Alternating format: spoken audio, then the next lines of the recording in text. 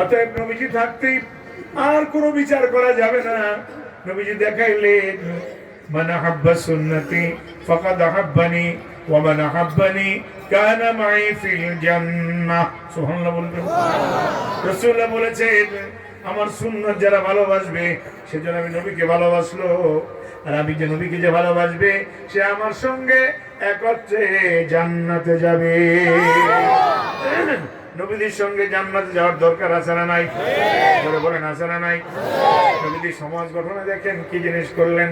হযরত ওমর গর্দানটা ফালায় দিলেন এক কোপ দিয়া, দেহ থেকে মাথা আলাদা করলেন। রক্তগুলো মুসলমানের রক্ত, মুনাফিকের রক্ত ইহুদির গায়ে পড়ছে। ইহুদি থরথর করে কাঁপে, চিৎকার দিয়ে বলে ভাই ওমর আমারও মারবা নাকি?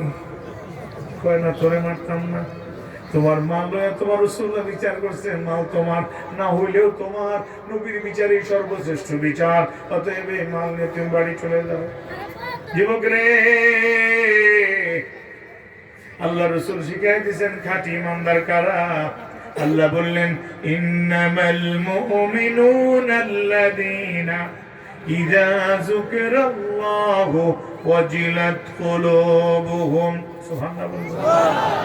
আল্লাহ রাব্বুল আলামিন বলেন খাঁটি ইমানদার তারা যখন আল্লাহর নাম স্মরণ হবে আল্লাহর ভয়ে তার অন্তরটা থরথর করে কাঁপবে। আমাদের ভয় অন্তর কাঁপে, জোরে বলেন কাঁপে।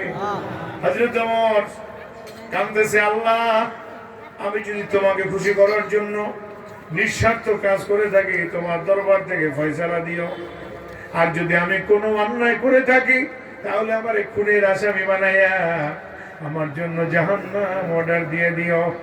আল্লাহর কাছে হযরত ওমর কান্দে। আল্লাহ বলছেন ফালিয়াদহাকু কালিলাও ওয়ালিয়াবকু কাসীরা। বান্দা কম হাসো বেশি করে কাঁদো। হযরত ওমর কাঁদে আর নফল নামাজ পড়ে। রাসূলুল্লাহ বলেছেন সল্লু কামা রাআইতুনি উসাল্লি, তোমরা নামাজ পড়ো যেভাবে আমাকে নামাজ পড়তে দেখতেছো। হযরত ওমর কান্দে কার কাছে? জোরে বলেন কার কাছে? কিসের বিনিময়?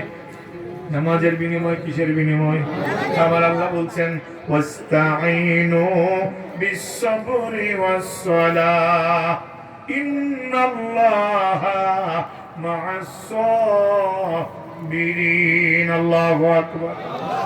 ভাইজান আজকে একটু শিক্ষা নিয়েন। দুইটা জিনিস যারা সাহায্য চাইবেন, কয়টা? একটা হলো ধৈর্য, আর একটা হলো নামাজ। সুবহানাল্লাহ বলেন। আমার ভাইয়েরা ইহুদি মাল নিয়ে বাড়িতে না গিয়া মাল নিয়ে রাসূলুল্লাহর দরবারে হাজির। সুবহানাল্লাহ বলবেন। নবীজি বললেন মা হাদা, এই যুবকের ইহুদি তোমার এখানে কি? হাযা দম, এটা রক্ত কেন? তুমি যখন আমার কাছ থেকে গেলে তখন তোমার রক্ত ছিল না, তোমার শরীরে কোনো স্পট ছিল না, এখন তোমার গায়ের মধ্যে রক্তের দাগ কেন বলো? দেখে রাসূলুল্লাহ দেখতেছে ওর চোখ দিয়ে এত বড়, থরথর করে কাঁপে আর বুকের মধ্যে যেন কেমন ধরফর করতেছে। রাসূলুল্লাহ বললেন শান্ত, ব্যাপারটা কি?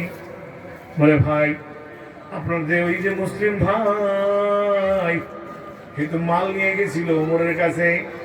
ওমর বলছে নবীর বিচারে পরে আর দুনিয়ায় কোনো বিচার হবে না। হযরত ওমর দেরি না কইরা তরবারি আইনা ওর গর্দানের উপরে এক কোপ লাগাই দিছে। ওর গর্দানে একদিকে, ওর দেহ একদিকে, ওই রক্তগুলা ছিটে ছিটে আমার জামায় আসছে। রাসূলুল্লাহ দুই ফোঁটা চোখের পানি ছেড়ে দিয়ে কাঁদছে। আল্লাহ, আমি বলেছি যদি ওমর পৃথিবীতে আমার পরে কেউ নবী হওয়ার